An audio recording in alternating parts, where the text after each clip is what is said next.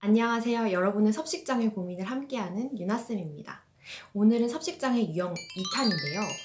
오늘은 무리한 다이어트를 하는 경우에 대해서 사례를 통해 먼저 알아보고 특징과 회복 방법에 대해서도 알아보도록 하겠습니다.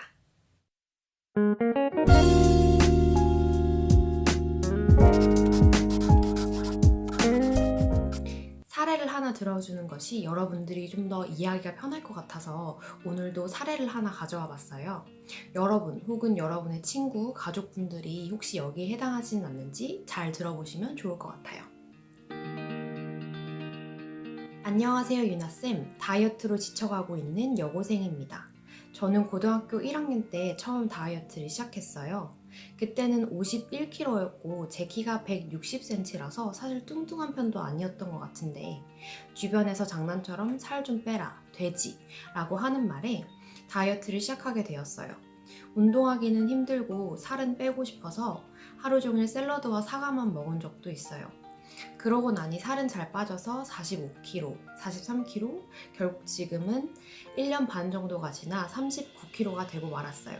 요새 머리도 빠지고 너무 추워서 옷도 몇 겹씩 입고 생리도 멈춘 걸 보면 살이 많이 빠진 것 같긴 해요. 그치만 어떻게 뺀 살인데 이걸 다시 찌울 생각을 하면 정신이 아득해져요. 제가 예체능 학교를 다녀서 주변에서도 다들 말랐다, 어떻게 이렇게 다이어트를 하냐면서 다들 저를 부러워하고요. 친구들은 제가 이렇게 다이어트를 했고 지금도 살찌기가 너무 두려워서 밥도 용량을 재어가며 먹는다는 사실은 모르겠죠? 엄마는 너무 말랐다며 자꾸 저를 먹이려고 해서 그걸로도 매일 싸워요. 저는 모든 음식을 몇 그램인지 재서 먹지 않으면 너무 마음이 불안하고 힘들어지거든요. 제가 봐도 저는 너무 비정상인 것 같은데 솔직히 말하면 살을 찌는 건 너무 무서워요. 거식증을 고치는 것보다 이후에 폭식이 터지면 걷잡을 수 없다는데 솔직히 말해서 그게 더 두렵고요. 도대체 어떻게 하면 좋을까요? 네, 이렇게 사례를 들어봤는데요. 예전 제 경험과 내담자들의 경험을 좀 생각하며 적다 보니 좀 마음이 아프기도 하는데요. 그렇다면 심한 다이어트를 하는 분들이 보이는 특징에 대해서 알아볼까요? 이렇게 무리한 다이어트를 지속하고 있고 저체중인 상태를 유지하고 있다면 이는 흔히 말하는 거식증, 진단명으로는 신경성 식욕부진증에 해당한다고 볼 수 있어요. 사례에서처럼 이분들은 살찌는 것에 대한 극심한 두려움을 느끼고 있어요. 이건 일반 사람들이 느끼는 나 살찌면 어떡하지? 이 정도의 두려움이라기보다는 과장을 좀 못해서 나 진짜 살찌면 죽어버릴 거야. 나 진짜 못 살겠어. 라는 그런 정도의 공포심이라고 보면 돼요. 둘째 특징은 현재 저체중에 대한 심각성을 잘 인지하지 못하는 거예요. 이건 제 경험이기도 한데 이때는 살을 쪄야 한다는 생각은 어렴풋이 하지만 꼭 살을 쪄야 한다, 저체중은 너무 위험하다라는 심각성을 인지하지는 못해요. 그리고 주변에서 너 너무 마른 거 아니야? 라는 말도 사실 크게 와닿지 않아요. 저는 이때 오히려 이런 말들을 들으면 저 사람이 나 부러워서 그러나? 혹은 나 그렇게 안 말랐는데? 라는 식으로 좀 부정하기도 했거든요. 세 번째 특징은 자존감이 나의 체형과 체중에 상당한 영향을 많이 받아요. 살 빼는 것을 무언가 내가 성취했고 자기 관리를 잘하고 남들이 부러워해주는 그런 것으로 생각하죠. 그래서 여기서 조금만 살이 더 찐다고 하면 너무 불안해지고 내 가치가 떨어지는 것 같고 사람들이 나를 더 이상 사랑해주지 않을까봐 너무 불안해져요. 이때는 사실 단순한 생각을 넘어서 이렇게 정말 믿는 것 같아요. 혹시 여기에 해당한다고 느끼시나요? 그러면 어떻게 조금이라도 여기서 벗어날 수 있을까요? 만약 이런 분들을 주변에 둔 친구나 가족, 치료자분들이 계시다면 꼭 당부해드리고 싶은 말씀이 있어요. 이분들에게는 살찌라는 말이 거의 사형 선고처럼 들려서 너 살 좀 쪄, 너 이것 좀 먹어 라고 강요해버리면 오히려 관계를 단절해버릴 수 있어요. 이런 말을 들으면 저 사람은 나를 절대 이해하지 못하는구나 라고 느껴서 관계를 피할 수도 있고요. 그래서 우선 이분들한테 왜 이렇게 다이어트가 중요해졌는지 그 히스토리를 먼저 파악할 필요가 있어요.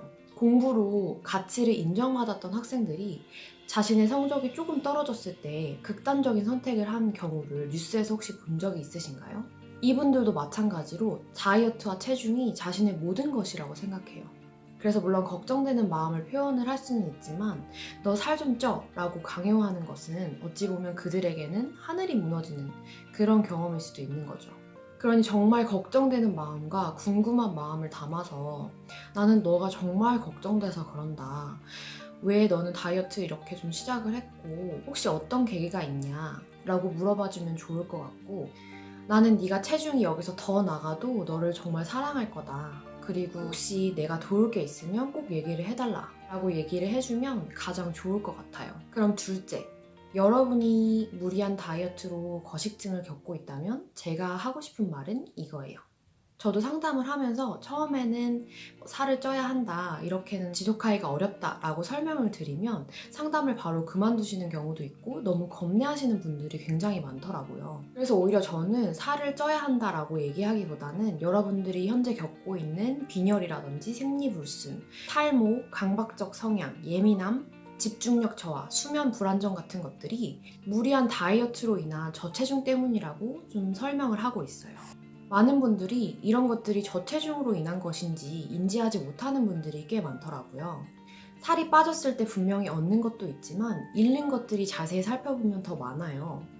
먹는 것 때문에 식사 약속도 점점 잡지 않고 그러다 보니 관계에서 점점 고립되고 있진 않으신가요? 그래서 이런 장단점들을 표로 적어보는 것도 좋을 것 같아요. 살이 빠졌을 때 내가 잃는 것과 얻는 것, 이런 것들을 좀 객관적으로 확인하다 보면 내가 지금보다는 체중이 좀 증가했을 때 얻을 수 있는 것들이 사실 훨씬 많거든요. 마지막으로 체중이 덜 나갔을 때 남들이 부러워해주고 거기서 성취감과 자신감을 얻는다는 거 충분히 이해해요. 청소년들이라면 더더욱 그럴 것 같고요. 하지만 내 가치와 자존감을 체중과 체형으로만 판단하는 건 너무 불행한 거 아닐까요? 너무 불안하기도 하고 실은 이걸 평생 지속할 수 없다는 걸 스스로도 잘 알 거라고 생각해요. 또 이건 집단 상담을 해보면 사실 확 느낄 수 있는데 사람들은 여러분이 생각하는 것만큼 체중으로만 여러분의 가치나 어떤 매력을 느끼지 않아요. 그 사람의 성격이라든지 취미, 그 사람이 좋아하고 뭘 싫어하는지, 관계는 어떻게 맺고 있고 일은 어떻게 하는지 이런 모든 것들을 고려해서 그 사람의 매력을 느끼는 거죠. 물론 외모도 분명 보겠죠. 하지만 여러분들이 생각하는 것처럼 남들이 여러분의 어떤 체중이라든지 외모를 24시간 평가하고 있지 않다는 거예요. 마지막으로 간혹 다이어트를 하지 않고 내가 살이 쪘으면 좋겠다고 생각하는데도 먹는 것에 대해서 되게 두려움을 느끼고 불안해하시는 분들이 계세요. 이 경우는 저체중이라 할지라도 거식증이랑은 조금 다른데요.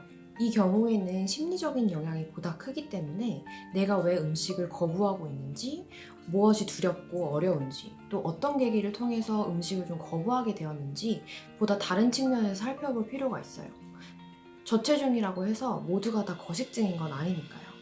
오늘은 무리한 다이어트를 하는 경우에 대해서 알아보았어요. 혹시나 공감되시거나 궁금한 사항 있으시면 언제든지 댓글 달아주시고요. 잠깐 홍보를 하나 드리자면 무리한 다이어트와 폭식을 하시는 분들을 대상으로 현재 원데이 클래스 신청을 받고 있어요. 관심 있으신 분들은 아래의 링크를 통해서 또 신청을 해주시면 좋을 것 같고요. 그럼 다음 시간에는 섭식장의 세 번째 유형으로 찾아뵙도록 하겠습니다. 안녕!